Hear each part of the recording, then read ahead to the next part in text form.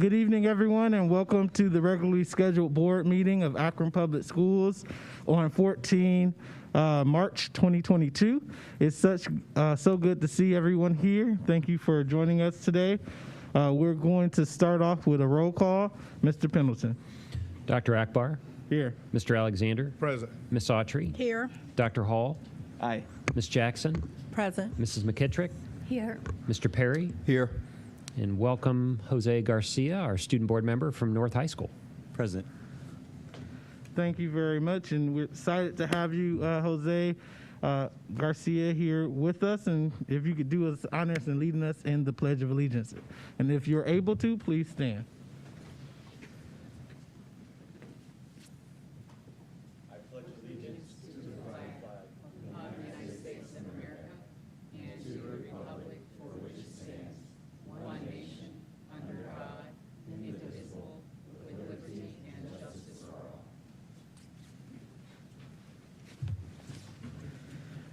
Thank you very much. So we are going to move to the next item on our agenda, which is community and school reflections from our board, and we will start humbly and graciously by our 12th grader, student board member from North High School, Jose Garcia. All right. Hello, my name is Jose Garcia. I am a senior at Akron North High School. I am a part of the Global Technology and Business Pathway. I plan to attend the University of Akron to major in marketing. I am also a candidate for the Rotary Interact Scholarship. This is my first year serving as a Akron Public Schools board member, as well as my first time presenting at a board meeting. I have attended Akron Public Schools since kindergarten. I went to Harris from kindergarten to 5th grade.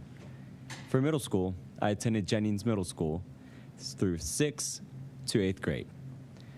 I live in North Hill, a community well known for its diversity and different cultures. Many refugees reside here, and they are always nice to each other. We have a community garden in which many come to volunteer their time to farm fruits and vegetables. The community shares the produce from the garden with each other. It is also a time where we can share our cultures with one another. This is very important to me because it shows that people still care for each other and show compassion and warmth. Here at North High School, compassion can be found throughout the school. There are approximately 800 students enrolled at North, representing over 20 countries and 19 different languages. At North, many students wear hijabs. A hijab is a garment worn by women and sometimes men who have a Muslim background. At North, we acknowledge and respect their culture and religion. At North, we share and respect the uniqueness of our cultures. Sharing our cultures brings our students together. Another thing that brings students together here at North are sports, such as basketball, soccer, and football. I have participated in the Vikings soccer team for 4 years, playing varsity throughout my 4 years. I played left wing during the season, and we are proudly the 2022 Akron Public Schools City Series champions.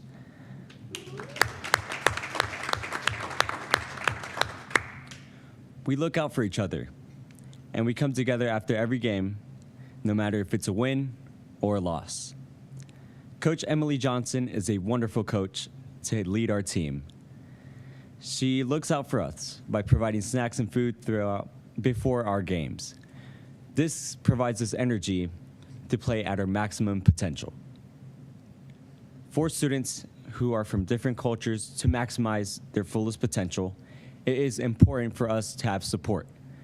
Students who are new immigrants to North Hill and from other countries need support in learning English. They need support with housing, and they need support finding jobs for themselves and their parents. For students who have been stationed here at North for a while, they need more school clubs and organizations.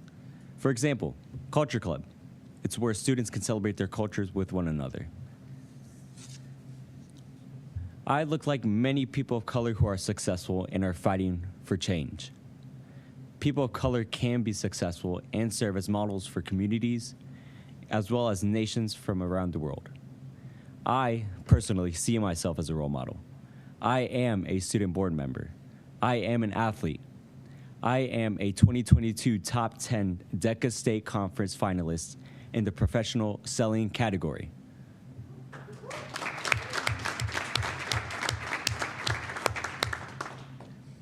The other student board members serve as role models too. As a student board, we completed a 2-day diversity, equity, and inclusion training. The training was facilitated by Dr. S. Kent Butler, who is the president of the American Counseling Association. The student board was trained to tell their own personal stories, as well as a call for more inclusion, diversity, and equity here at Akron Public Schools. More is to come from our work.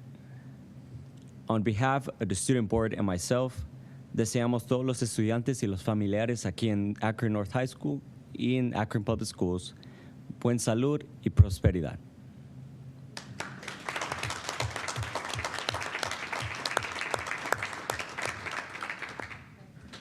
Thank you very much, Jose. And if anyone ever wondered, you definitely gave them a good example of what Akron Public Schools is producing outstanding, top-notch students. So thank you very much. And everybody I just think we need to give them another round of applause.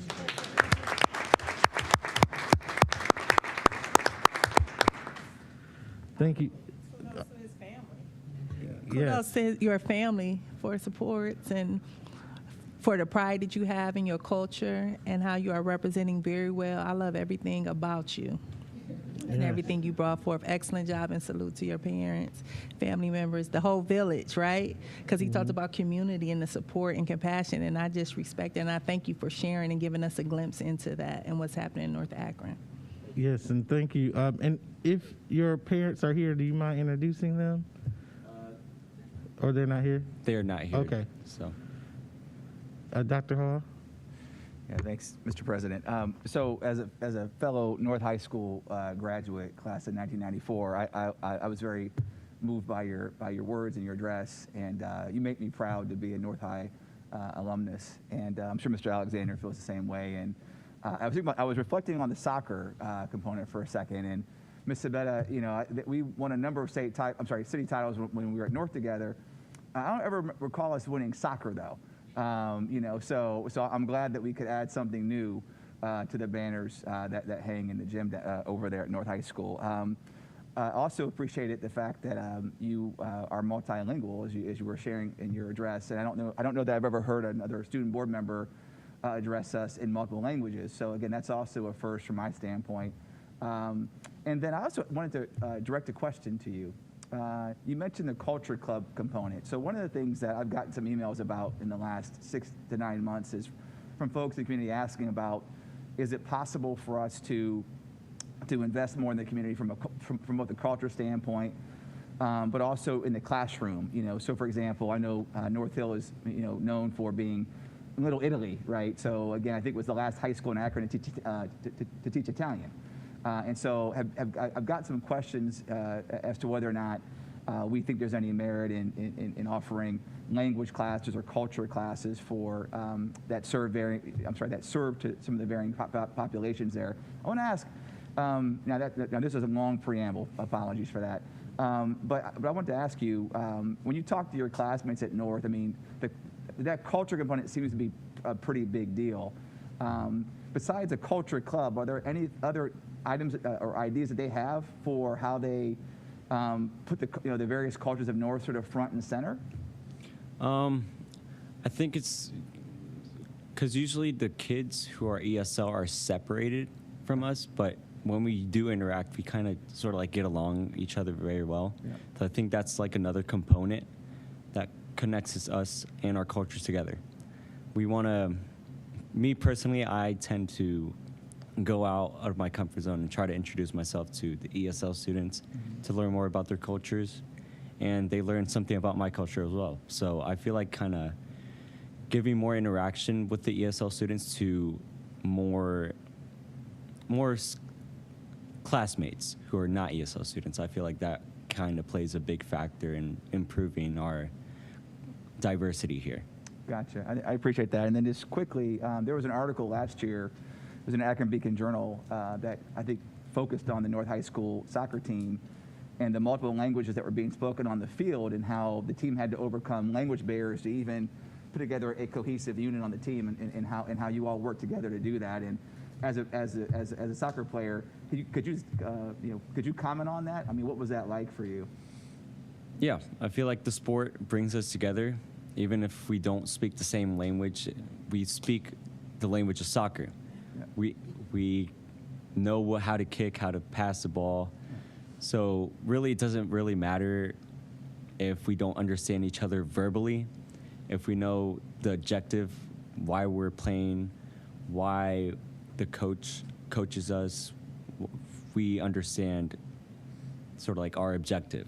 And language doesn't really play a factor in the end game. So great, thanks very much. And the next time you see me, I'll probably ask you to recite the North High School anthem, Sons of Vikings. So to make sure you have that teed up and ready to go. So thank you. Nice job. Appreciate it. Thank you. Thank you very much. Any other questions or comments for our student board member?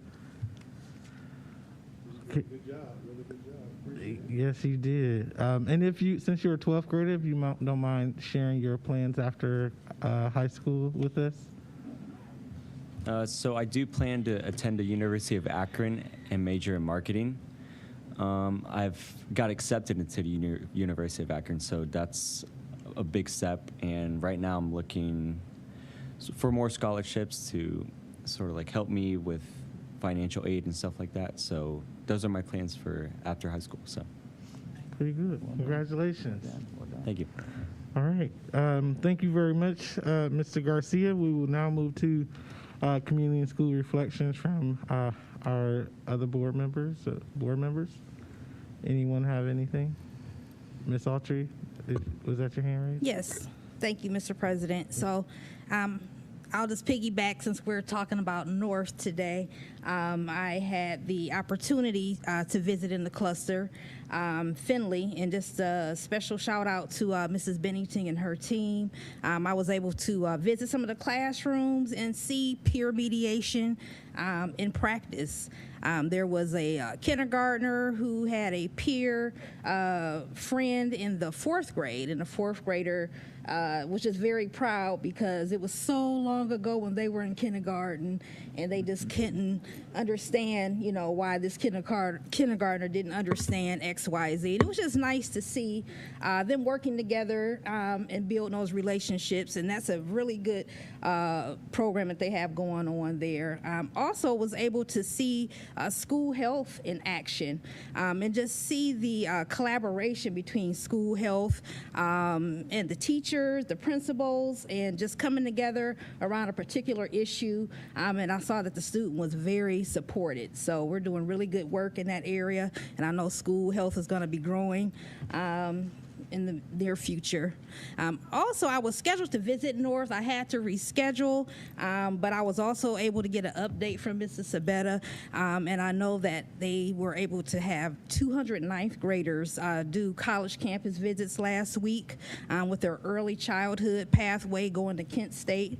The HVAC pathway visited Local 219, and the IT pathway visited S3 Technology. So that is our experiential learning in action. So good job with all of that.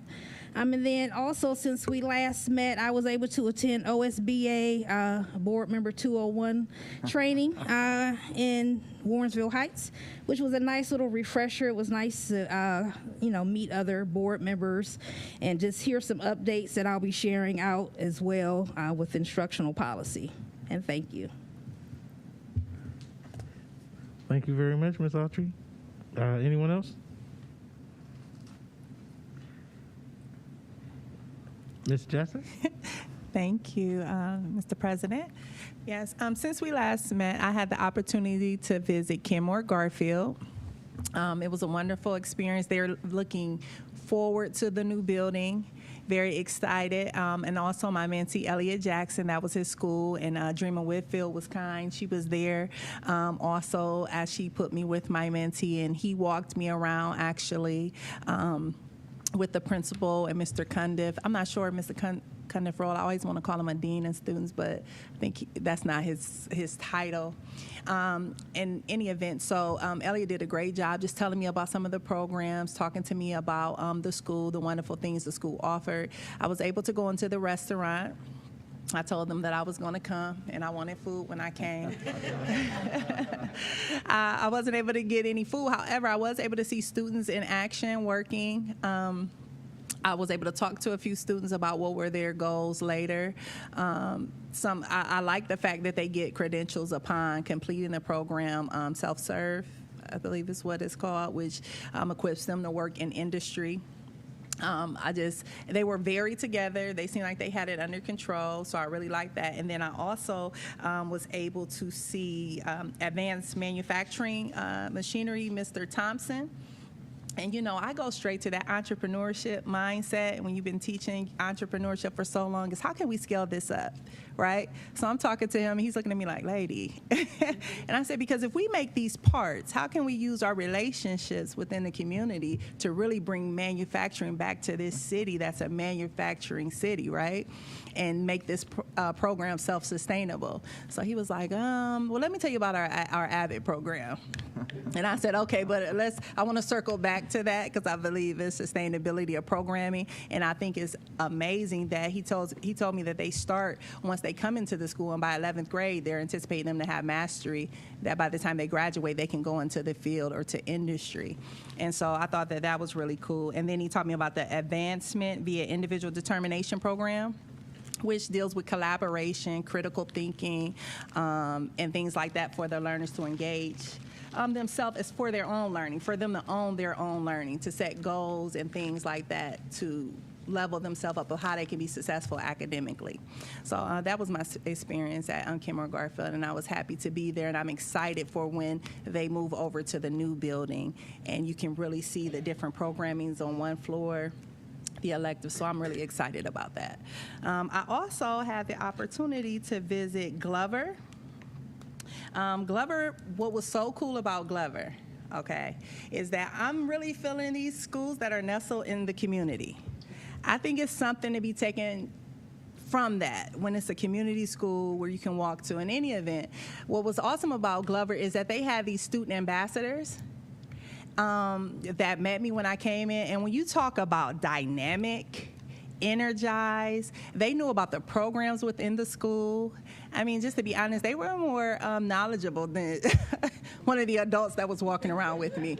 I asked certain questions about programming, and a student just took it over. A fifth grader was like, no, this is what happens here. And then they do like meetings, I think like tutoring one-on-one with certain students. I said, oh, like intervention. She's like, yeah, that's the word. So it was really, I just love to see young people in those leadership roles. And I asked them the different things that they wanted to be. And the young lady was talking about how she wanted to be an artist and the things that she wanted to do. And I said, and you will do that, and I'm going to purchase some of your artwork. And I said, so when you get to that point, I want to purchase some of your artwork. I said, so next time I come to Glover, I want to see your sketchbook. Then the other girl said, I want to make dresses. I said, okay, next time I come to Glover, I want to see a picture of something that you sketched up or something that you made, right? So I thought, how awesome is this that you have fifth graders that are able to be ambassadors like this, to tell about programming. I said, well, we could have younger kids be student board members. Just throwing that out there.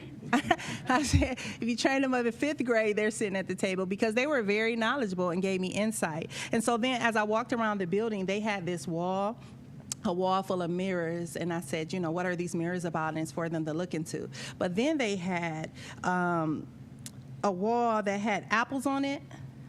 It had apples. And what I realized, I want to make sure I'm saying the right thing. I'm sure it was apples. And so what they said is that if they're caught doing the right thing, a teacher, you know, usually a teacher select a teacher of the month. And so I seen all these apples with certain things, highlighting things that the students did. And I said, well, how do you know which teacher gave you which apple? And they said, oh, the room number. So I kept seeing this room number 209, and like it was detailed apples, like mastered this level, like it was so detailed. I said, oh, this is an excellent teacher. I said, whoever is in this 209, I want to go to 209 class, right? So I wrote a note, 209. Excellence looks different. I just wrote it down. Didn't see the teacher or anything. So we're walking around. So then the kids showed me this reading wall. And they're like, yeah, this is the 100-book challenge. And once you do this, you get on this board. But then you can read 200 books. So they're telling me through all this story. They walk me upstairs. So I walk in this classroom. It's like a co-teaching model. It's an intervention specialist in the room. And it's this teacher, and this class is going. Like, I'm in this class, and I'm feeling excited, like, yes, like, it is teacher on fire. The kids are engaged. It's technology out. No one was off task, and it was just a pop-up. It wasn't like they could get ready for me to walk into the classroom, so I know the intentionality. And when I walked outside of the room, guess what the room number was? 209. And I said, I know the teacher probably thought I was crazy. I said, I knew you were an excellent teacher. I knew when I came in this classroom that this is what I would see because of the detailed reflections that you gave about your students' gains. And only a teacher that's truly vested can really document the gains of their learners. And that's what a lot of her apples talked about, what they academically accomplished and what they did. And that was Miss Nolan, I believe. Yeah, and Ms. DePaul, I also looked at her class. It was really engaged. It was just really nice to be in Glover. It was just a really nice experience. And Mr. Hartness was, I think that was who was co-teaching with Mrs. Nolan. But it was just really good to see excellent teaching in motion. Additionally, I went back to Mickey Bright because I told them I would come back for their parent engagement math night. And I didn't think they were expecting me to come back. So when I came through the door, because we had the LeBron thing as well. So I went through the door. I was like, yeah, I wanted to come in because I have to do what I said I was going to do. And so when I first came in, they were like, can you sign in? What's your student's name? And I was like, well, I really don't have a student name. And someone said, oh, that's a board member. So I walked around. They had stations, and it was excellent parent and engagement. It was excellent parent engagement at the school. And I was really happy to be able to be there to observe what was taking place at the school, and it was really exciting. I think I said Mickey Bright. I meant Boris. Boris was the school that I went to. But it was really, really nice. So those are my community reflections.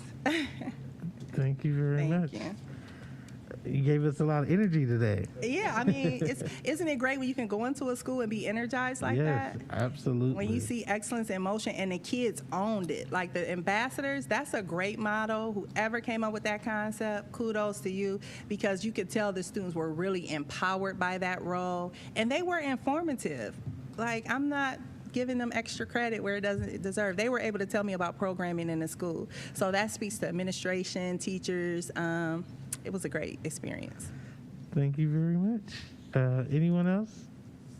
Any other community and school reflections? Okay, hearing none, we will move to request to address the board. I didn't receive any. Okay. Nope. Okay. So we don't have any requests to address the board. We're going to move to Madam Superintendent for some special communication. Good evening to board members and to our community at large. You're in for a treat. So you've heard from Jose, our student board member, and heard the reflections of board member Jackson from what she observed in our schools. And we have other members of our school community who are here to tell us about an exciting event that's coming up, our 5th grade Expo. So I'm going to invite to join me up here in the front, I believe is where you're going to be present from, Adam Lewis, who is the Academy Principal at Higher CLC, Tracy Bowman, who is the Academy Coach at Higher CLC, and the star of the evening is Corrado Wright. He's a 5th grade scholar from Windermere CLC. They're going to tell us about the upcoming Expo. Yes. So good evening, everyone. I am Adam Lewis. I'm the 6th grade Academy Principal at Higher CLC. I want to begin by thanking Superintendent and the school board for having us here this evening to not only talk about but celebrate that Higher was the first school to host a 5th grade Expo, so we had the honor of doing that. And we wanted to touch on how the event went and the goals of the event. So the goals of the event were we wanted to acclimate the fifth graders, make them feel comfortable coming to higher, going through some routines and rituals, and then to provide an opportunity for some exploration and professional skill practice. And I'm going to touch on how we acclimated the students. So we had ambassadors waiting in the front of the school when all 4 of the elementaries in the Elliott cluster arrived to hire, and they greeted them, gave them an entry, a little bit of background about the building, and then they headed down to the gym where myself, Mr. Bender, counselors, and all other academy principals were down there to talk with them and start to build those relationships with them, make them feel comfortable. And what we wanted them to do throughout the day was to be able to walk the hallways and eat lunch with students. So we actually had it planned where the students walk the hallways the same times other students walk the hallways, because I know that's a fear of some of the fifth graders being a lot bigger. So we allowed them to do that. And then they were, like I said, they were able to eat with the students, and we started to build that relationship piece with them, talking with them in the hallways. And after the event, I actually had some students from Ritzman, Ms. Thompson's class, send me an email, thank me, and start building those relationships with them. So I thought that was really neat, just trying to make these fifth graders be as comfortable as possible about coming to higher. After that, we handed things over to Ms. Bowman, and she took the lead on the career exploration piece. Good evening, everyone. Thank you so much. It's such an honor to be here. So these are right here are some scenes from the Expo. So what you see at the top is the actual Expo, where students got to visit 4 different careers within the community, and they rotated through that section. The bottom left picture is actually was the event planner that was present that day, and they sat there and listened to that and asked questions, were able to participate. The bottom right corner is one of the counselor talks. So we divided our students up from A to L and M through Z, because that's how it's done in our counseling department. So they actually visited the council they will have at higher next year. Okay, so then the upper right one is a student panel. So we had student panels where they could go and listen to students from higher that could give them tips on being a successful student. The bottom left is where they had lunch. So they went through the lunch line, had some pizza, and then enjoyed lunch there.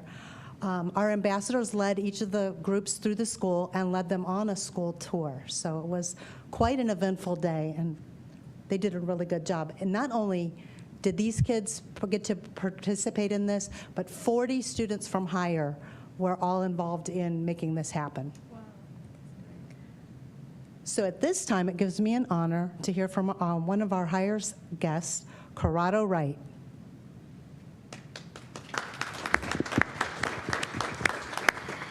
Hello, my name is Corrado. We was here, when I was in higher, when I went there, we talked about we went there, and then I was with one of the higher people. I'm not sure what grade, but we got introduced, and then Mr. Mentor introduced staff, principals, and counselors. We talked about our day, took a tour of the building. We met the counselor, and we answered questions.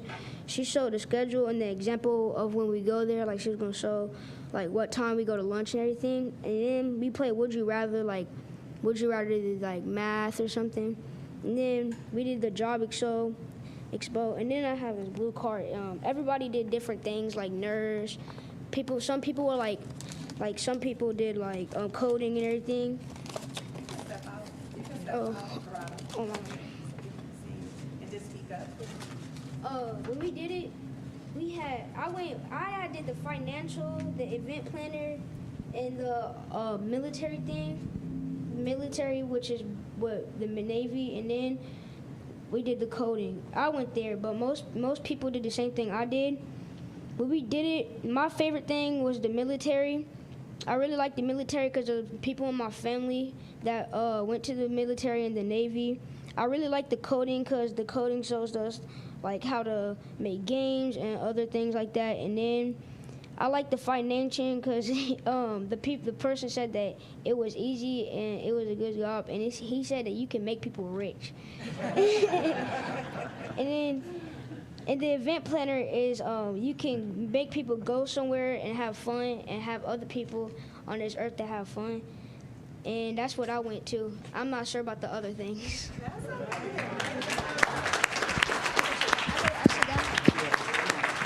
And I just have to add to that, I am so thrilled that he used it and he actually wrote on the form. Good job. So I just want to, this last slide just shows you we have other expos coming up. These are the dates for the expos within the district, and I know they would love to have any of you present. Thank you. Thank you, guys. Thank you. Along with being a wonderful spokesperson for his experience at the Expo, Corrado actually is also a great big brother. So mom, and he brought his mom and his little sister, and so we're so pleased to have you. You must be so proud of him. Yes, absolutely.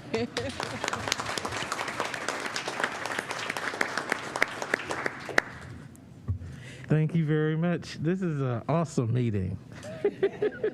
That is not a lie. So we're going to go ahead and go to the rest of our business. And the next on our agenda is the approval of the previous meeting minutes from Monday, 28 February 2022. Is there a motion to approve those meeting minutes? So moved. It's been properly moved by Dr. Hall. Is there a second? Second. It's been seconded by Ms. Jackson. Any discussion on the approval of the previous meeting minutes? Hearing none, we will do a roll call vote. Mr. Pendleton. Ms. Jackson, Present. Mrs. McKittrick, Yes. Dr. Akbar, Yes. Mr. Alexander, Yes. Ms. Autry, Yes. Mr. Perry, Yes. Dr. Hall. Aye. Thank you. Thank you very much. Those minutes have been approved, and we are now moving to personnel recommendations. Madam Superintendent. Thank you. And before we go into the request for the board to approve those personnel recommendations, I'd like to turn it over to Kathy McVeigh, who will introduce a new APS team member to you. Thank you. Jasmine, you want to come up, please?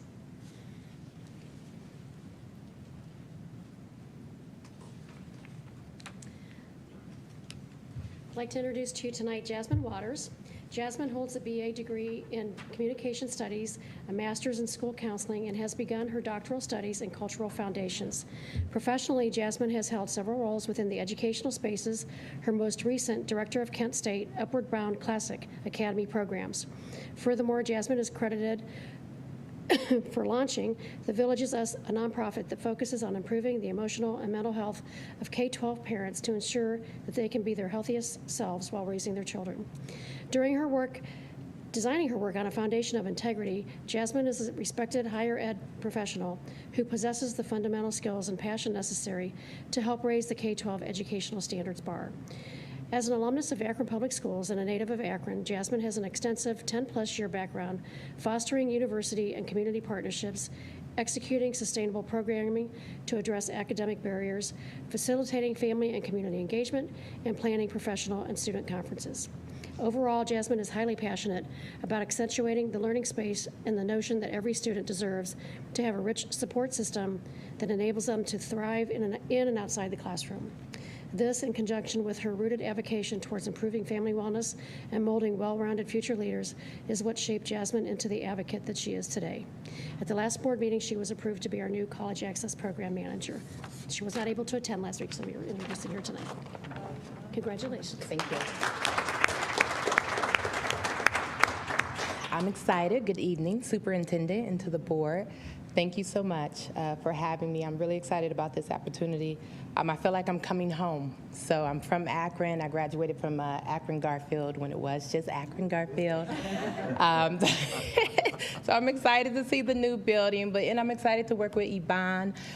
Just really excited to continue the work that I do now. Just really have a passion for our students and their success. And so I'm excited to be here. So thank you so much for having me.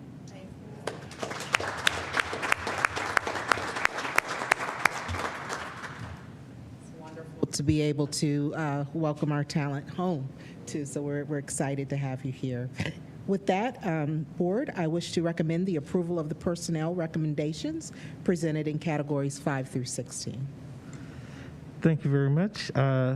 The items in personnel recommendations have been put forward. Is there a motion on the table?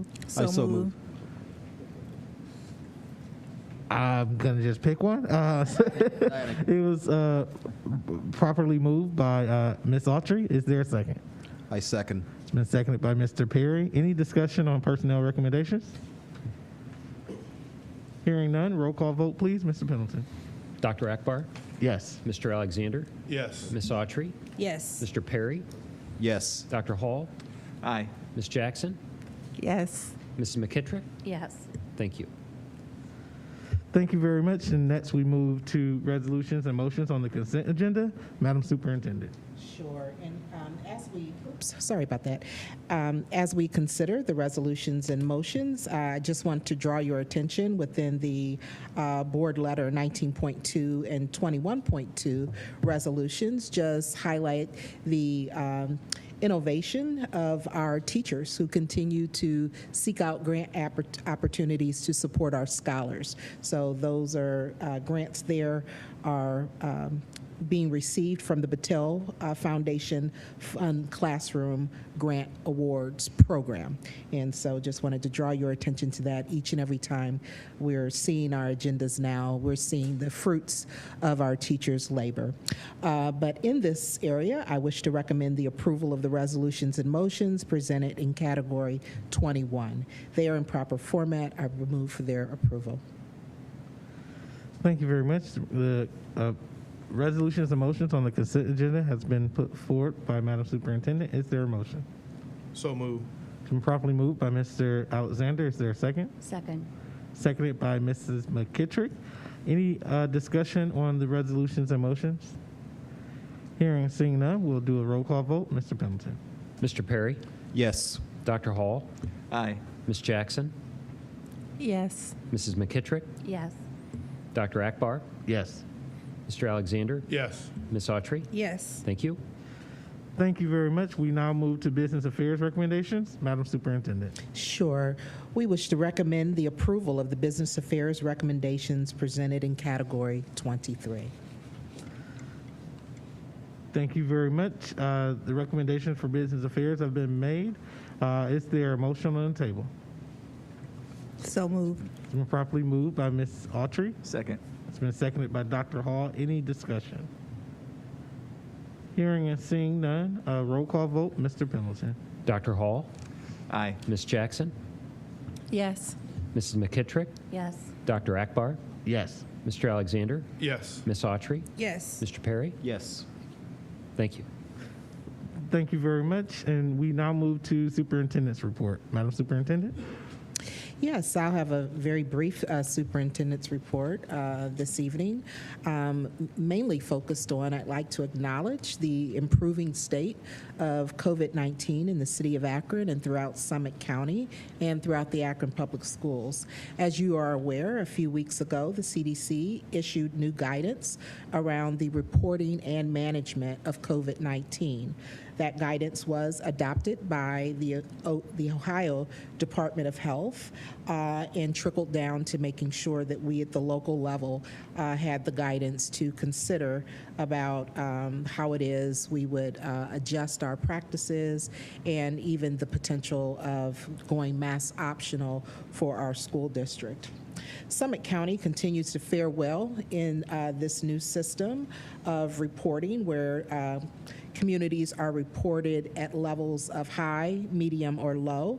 So now for several weeks in a row, we have been in a low category and decreasing, which means the amount of new infections, the spread of COVID-19, and they're also tracking hospitalizations because of that continue to be low. In light of that promising context, and after consulting health officials, staff, families, and select student leaders, APS issued on Friday a revised policy that directs the practice in the buildings to move from a mask mandate for our students, our staff, and visitors to the building to a mask optional status. Please know that in doing so, in moving to this state, we still recognize the need to be very health conscious and to be preventative in our practice. Our signs that you will see going into our buildings, again, acknowledge that the building is mask optional, but yet indicate that we strongly encourage the wearing of masks, especially for those that are more vulnerable because of their health situations or because of the multi-generational environments in which some of our children live. We are still encouraging measures like the precautions like hand washing, social distancing. We are still sanitizing our buildings, our vans, our buses on a regular basis. We are still monitoring the practice, the instances of any health infections, and we'll be vigilant with reporting those instances and also working with our families.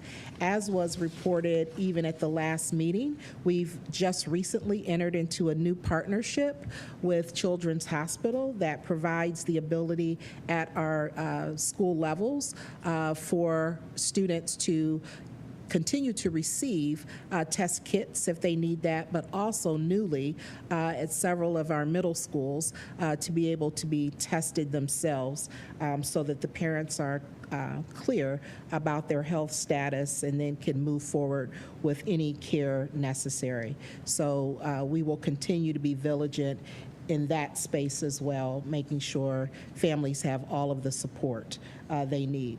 We recognize that not everyone in our community has been vaccinated at this time, and that we've met those targets for our eligible students and or our families. So we will continue to share that information.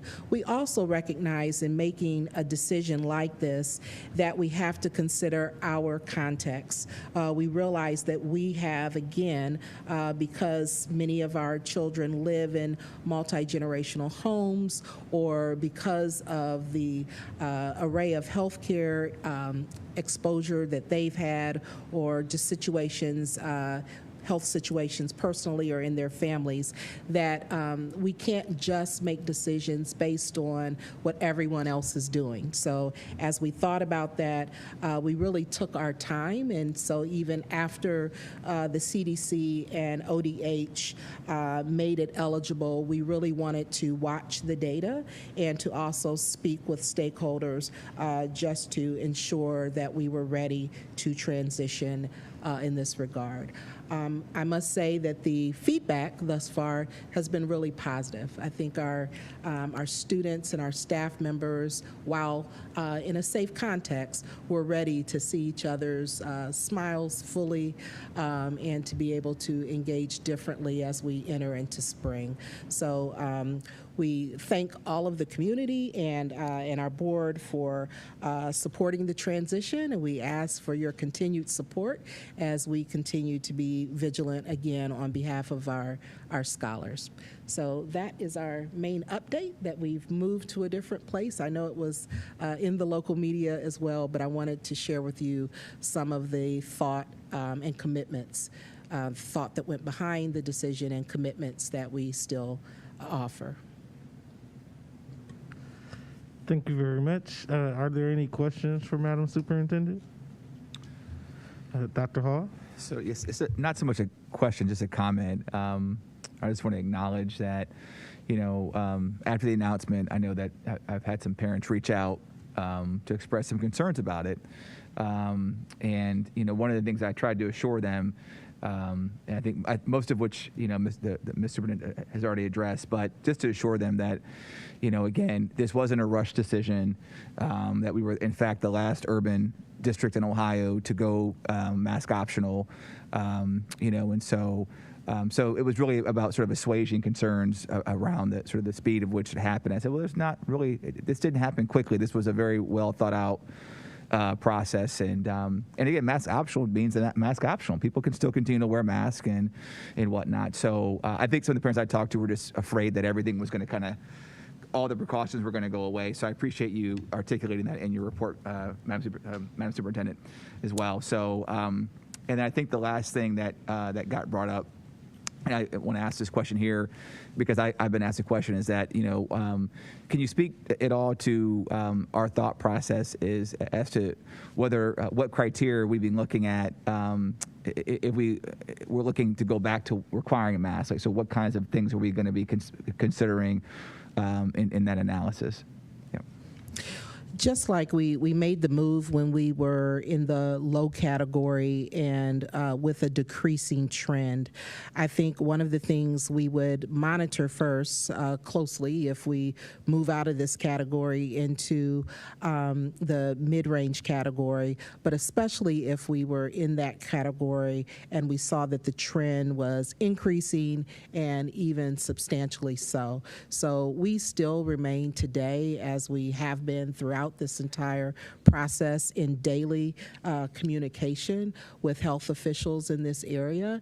And I don't have a hard and fast, like it takes this exact number, but any movement, and especially any substantial movement with a trend that is trending upward, we would consider for whatever period of time it takes being cautious and putting our mask back on. Thank you very much. Anyone else? Mr. Alexander? Yeah, I just want to say, COVID has been very, very serious virus for everyone across the country and in the world. And being that Akron's numbers are low and we have been moving lower levels, I know all of us have received numerous emails from parents whether to keep masks or not to have masks. And I think this provides an opportunity for the parents to have that option. Before, we had no option because it was so serious and so dangerous at that point. But now we have an option where we can or wear masks, or you don't have to wear masks, and that's an option the parents have to have for their kids, as well as the staff at the schools as well. So I'm glad that we have done this because we got a lot of emails, and it was really a lot of emails that were coming through. And I am one that I am not a medical person. I don't know all the medical background and all the things where I can make that decision. So I lean heavily on those individuals who are in the medical field. And if the CDC, Ohio Department of Health, and Summit County Public Health are saying we would be safe not wearing our masks, and we will go with that. But I would still encourage and urge people to still be cautious out there and watch the numbers if they do go up, to put their mask on and keep their mask on so they can protect themselves as well as others. I know in my employment, we've been told that we didn't have to wear masks. It was optional. I don't wear my mask in my little area where my office is, but when I go out in the public, I do wear it because I don't know who I'm coming in contact with. And I think, but we have a little bit more. We know a little bit more about the people that we're going to probably be around, those in the schools and so forth, so we can make that decision. So I thank all of us here at Akron Public Schools for making the decision, allow the parents this time to make a decision whether they would like their kids to wear the mask or not, as well as the staff at the Akron Public Schools. Thank you. Thank you very much. Anyone else? Mr. Perry? So I just want to personally thank, all the staff and educators and teachers and students and parents. For the last 2 years, it has not been easy for any of us. And because we've been so vigilant about knowing what the numbers are and about doing the right things, that's what got us to this point. And so I hope that the teachers and the parents understand that it's because of you we can make this decision. And because of you, we're being able to move forward and go on with our normal lives, so to speak. So I want to say thank you to everybody out there, and I appreciate everybody doing what they've been doing, and let's keep moving forward. Thank you very much. Anyone else? All right. May I just also thank, because this has been an absolute team effort across the board, and with in any team, sometimes you have also superstars.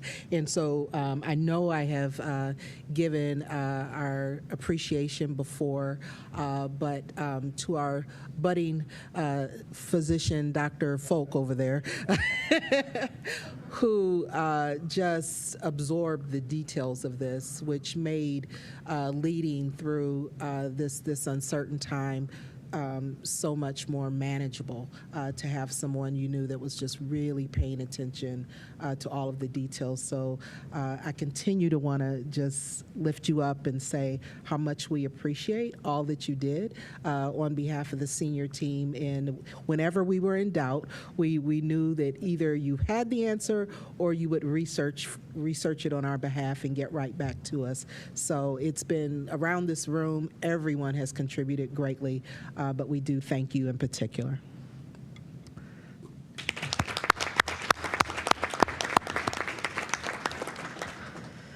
Thank you very much. And that actually leads very perfectly well into my question, which is around self-quarantining.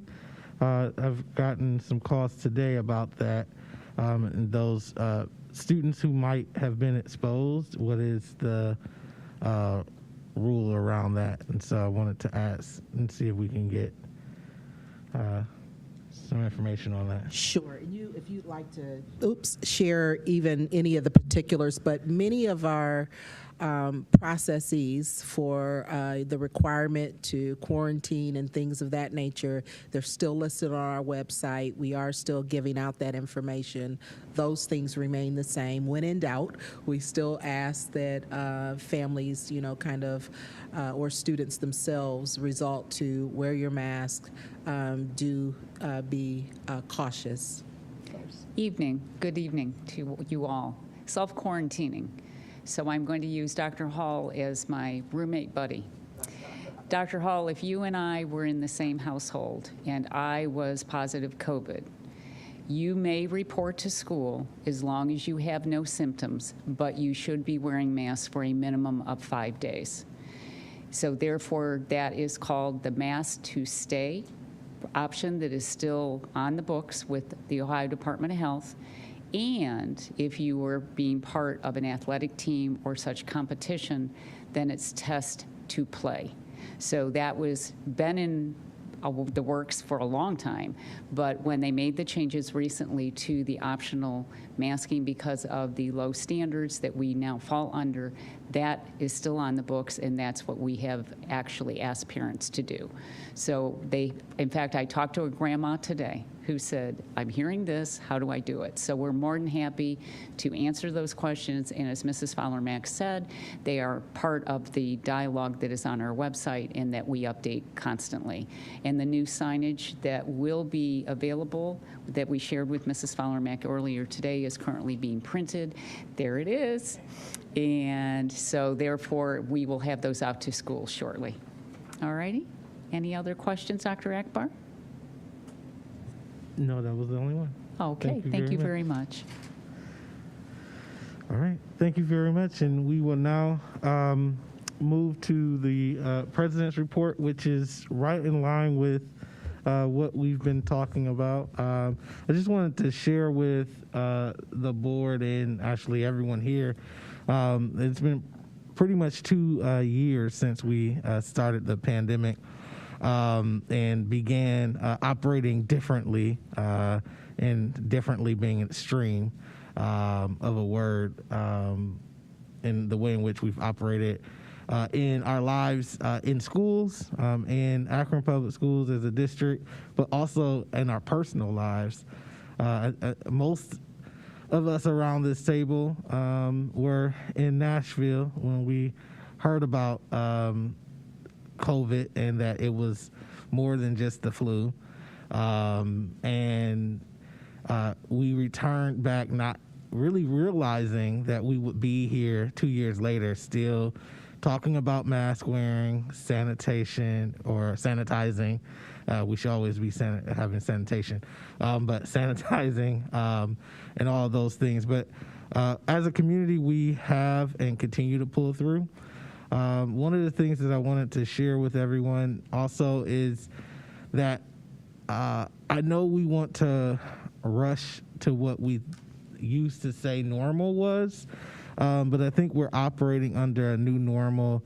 And there's a lot of things that we've done and have shown that we can do that has actually been for a benefit. And I wanted to just share two things specifically that I thought was great benefit of this pandemic. One of those things being that we learned a little bit more about flexibility, and this word that has been tossed around so vividly is the art of the pivot. And so the district, this board, probably everyone in this room in their personal lives have mastered the art of the pivot. And so I will no longer look at or hear that word and think of right flank or anything like that from the military. I would think of it as COVID-19 and our lives that we've had to challenge or traverse through over this last year. The other thing that I think we've also learned is that, or has been highlighted, is that there's many different inequities and disparities in our community, and we see you more now, I think, than ever. And we just want to make sure that we all know that as we move back to what we want to call normal, that we don't forget about those that have been in the shadows, unfortunately, due to the way in which we operate and live our lives, and that we'll continue to lift everyone up in our community and everything that we do. So wanted to just share that and thank everyone for all that they've done over these last 2 years. It's not over yet, but we're at least seeing some light at the end of the tunnel. So thank you, everyone, and that concludes my report. Oh, yeah. I'm sorry. The next item would be, I'm sorry, are there any questions for my report? I was just going to move on. I'm so sorry. Any questions? Okay. So moving on, we'll go to Treasurer's Report. Mr. Pendleton. No report. Okay. Thank you very much. I was waiting for some exciting dashboards. Next, we'll move to Legal Contracts and Board Policy. Mr. Alexander. No report, but we are scheduled to have our next meeting on the 21st at 5:45. That is the 21st of March, 5:45 p.m. Thank you. Thank you very much. Finance and Capital Management. No Ms. report Autry. at this time. We meet this upcoming Monday. Thank you very much. Instructional Policy and Student Achievement. I'm working much on a to report. strategic plan at work is institutionalizing, and I'm sorry. It's okay. Instructional We have Policy. much to report, and we're going to start with Diana. Thank you. So at our most recent instructional policy meeting, we did have a presentation from our mathematics learning specialist, Ruth Hotchkiss, and thank her for that presentation that she did. And she reviewed Senate Bill 1, which was just recently passed in January. Previously in Ohio, financial literacy was required. It was embedded within a high school course such as social studies or American government. So with the change, it is now required to be taught as a separate semester course. And so that is what was presented to us and what we discussed during this meeting. And it will begin with the class of 26, which is current 8th graders. And then also there are going to be some requirements and who can actually teach this, because although this was counted as either math credit or elective, after a certain period of time, math teachers wouldn't be able to teach this without being certified. So we will be having a team put together to address all of that and make sure the appropriate credentials are had by those able to teach this course. Thank you.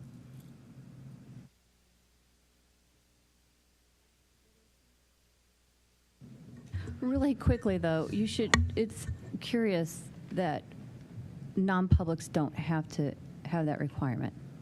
I'll let you draw your own conclusions. That was not subtle at all. Not at all. Does that conclude your report? Yes, thank you. Thank you, Val. Your subtlety was noted. I like that, Val. We also talked about the K through 12 curriculum, which is being updated for the English language arts portion of our schools, and I know our teachers are working hard to make that happen. And I expect that we'll report coming really soon about the new updates and what they want to change, and that's exciting for me to hear, being the son of an English teacher for sure. So it was good. Carry on. Okay, so a couple other things to talk about. We had an update on the Gear Up grant, and that is a $7 million partnership with Project Grad, and it is through Bookdale East, Innis, and Jennings, and it is a cohort grant. So it will start with 6th and 7th graders and follow them through graduation, and the idea is to promote college access strategies. And included in that, it will take the best practices and then implement those in our college and career academies.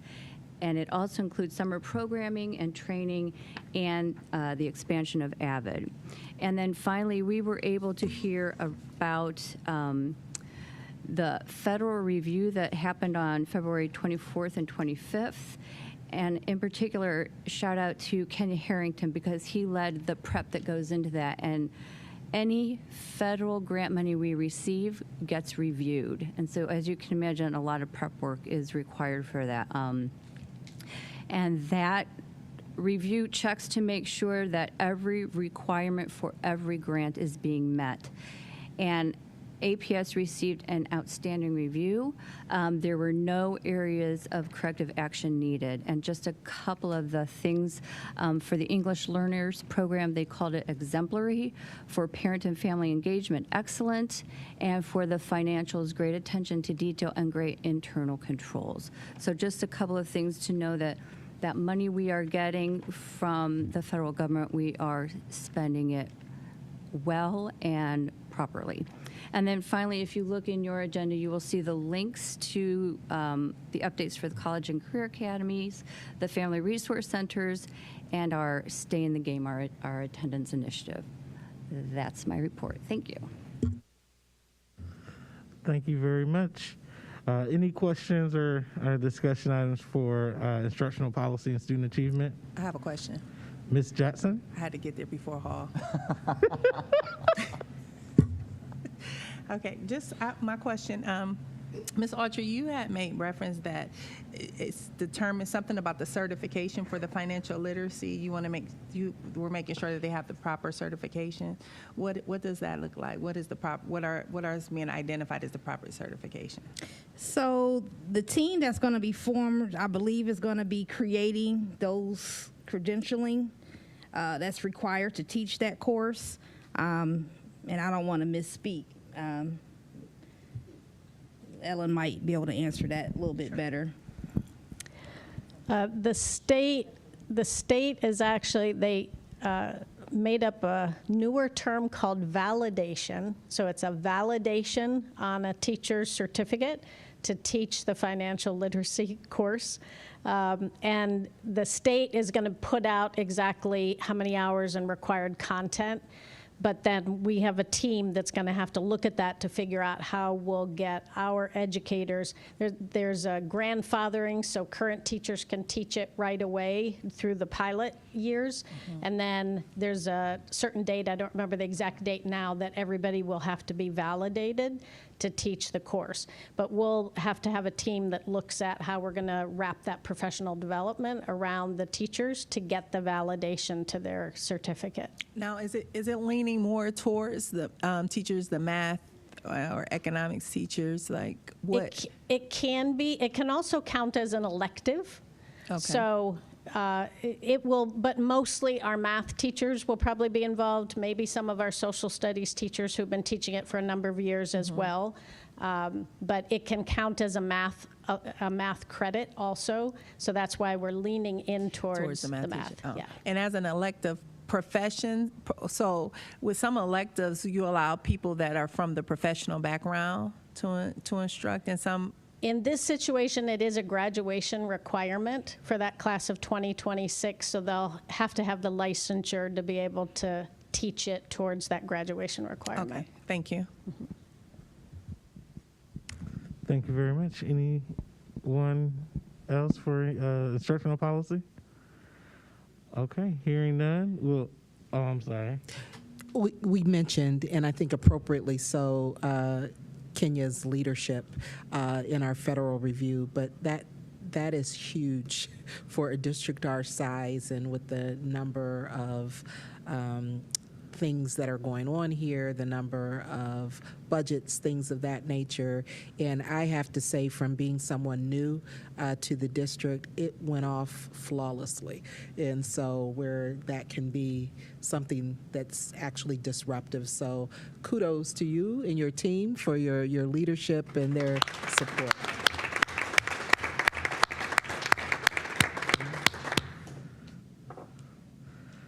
Thank you very much, and yes, thank you, Mr. Harrington.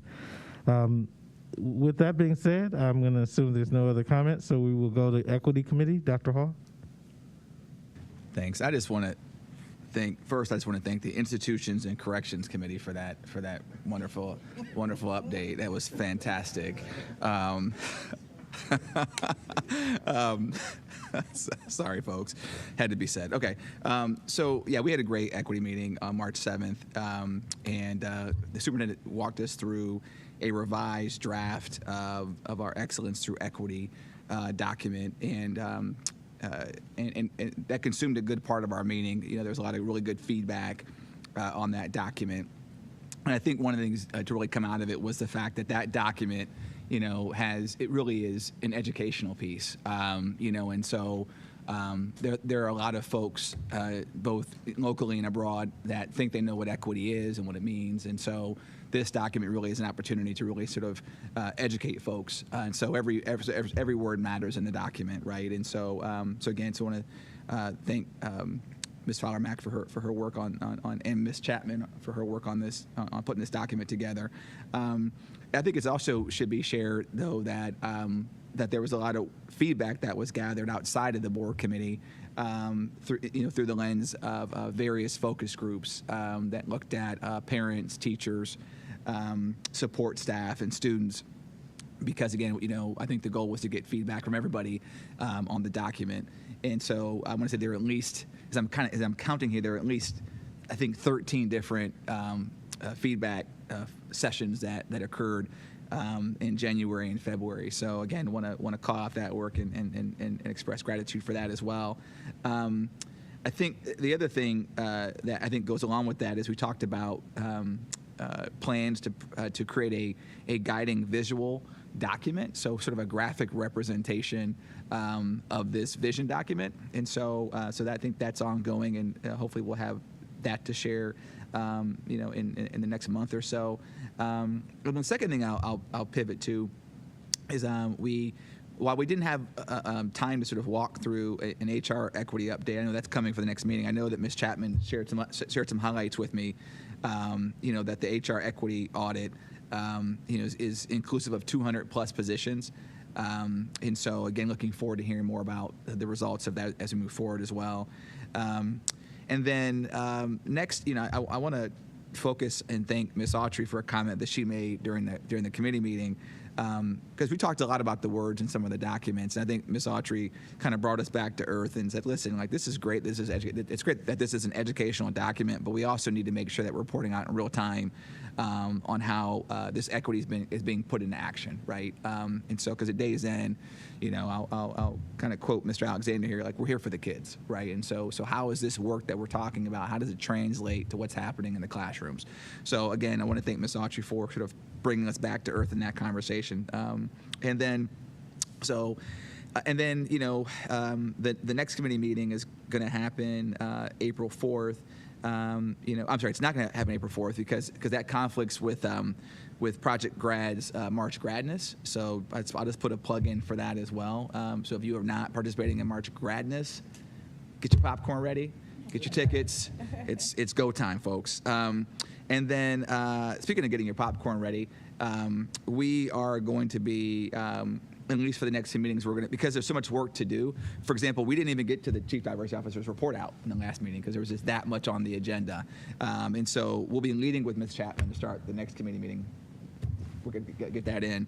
But we're also going to be moving to lengthen the meetings from an hour to an hour and a half. So get your popcorn ready.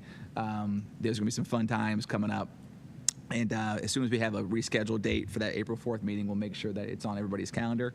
And I'll pause there for any questions or comments. Mr. Alexander, anything you want to add? You hit it all. Okay. All right. Cleveland Guardians. Roger that. So yes, ma'am. You can defer to Ms. Autry if you like, but I think it will be good to highlight with the example of what Ms. Autry shared about how diversity is being played out in the district, and Ms. Culver is here, so I think that would. Ms. Autry, yep. Yeah, and I think we talked about this in a previous meeting, but it's worth mentioning. Our equity efforts in action was demonstrated very well by the work of Mrs. Culver and getting the requirements for the innovation grants changed, because just a few of our high schools were truly benefiting from that.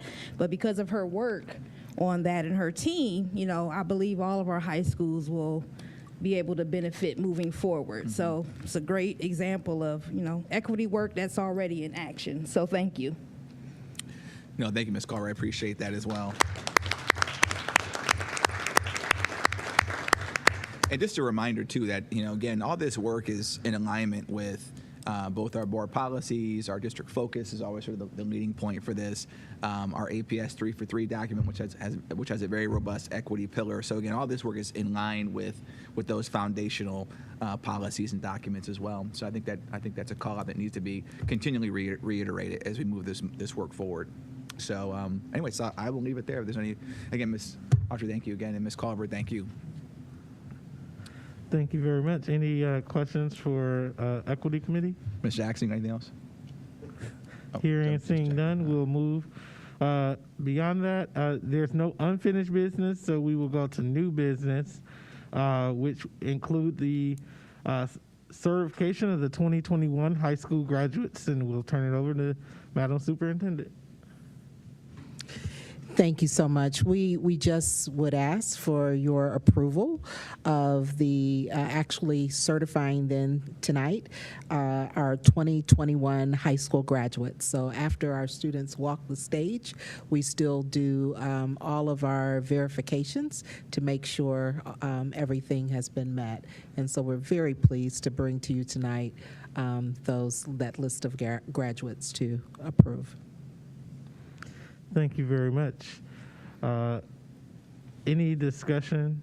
I'm sorry, is there a motion to accept or certify the graduation of the 2021 high school graduates? So move. It's been properly moved by Mr. Perry. And second. Is there a second?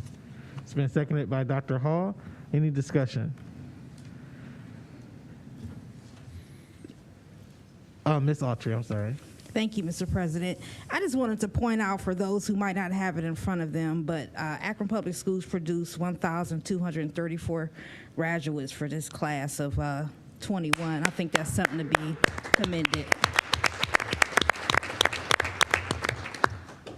And it was just nice to see a healthy number of graduates from each one of our high schools. So we're doing a great job, and thanks to all who made that happen. Thank you very much. And in that same fashion, I just want to also point out that the diversity of our graduates are great, and that the largest number of graduates are African American, Hispanic, multiracial, or Asian, identify as one of those races. So we've had some great diversity, and we should celebrate that we're graduating some outstanding students. With that being said, any other discussion? Hearing none, we'll do a roll call vote. Mr. Pendleton. Dr. Hall? Aye. Ms. Jackson? Yes. Mrs. McKittrick? Yes. Dr. Akbar? Yes. Mr. Alexander? Yes. Ms. Autry? Yes. Mr. Perry? Yes. Thank you. Thank you very much. As looks like we have a need to recess into executive session pursuant to Ohio Revised Code 121.22G1 for the purposes of considering the compensation of a public employee or official of the school district, and G4 preparing for negotiations. Is there a motion on the table to go into executive session? So moved. Second. I didn't get who said the first one. Ms. Autry. Okay, it's been probably moved by Ms. Autry, seconded by Mr. Alexander. Any discussion on the motion? Hearing and seeing none. Roll call vote, please. Mr. Pendleton. Ms. Autry? Yes. Mr. Perry? Yes. Dr. Hall? Aye. Ms. Jackson? Yes. Mrs. McKittrick? Yes. Dr. Akbar? Yes. Mr. Alexander? Yes. Thank you. Thank you very much. We are now, we'll move into executive session. We appreciate everyone being here, and we will return after executive session back into regular session.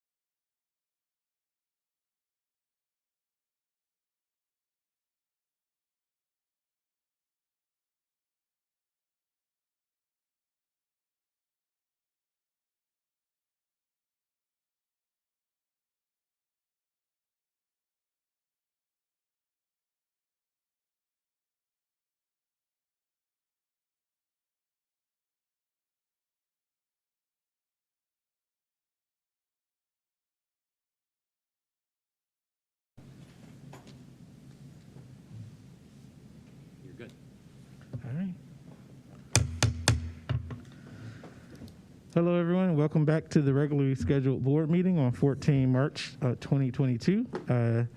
As there's no further business to come before the board after we've recessed into from executive session, is there a motion to adjourn? I so move. It's been properly moved by Mr. Perry. Second. It's been seconded by Dr. Hall. We now have the motion to adjourn at 9:56. See everyone at the next meeting.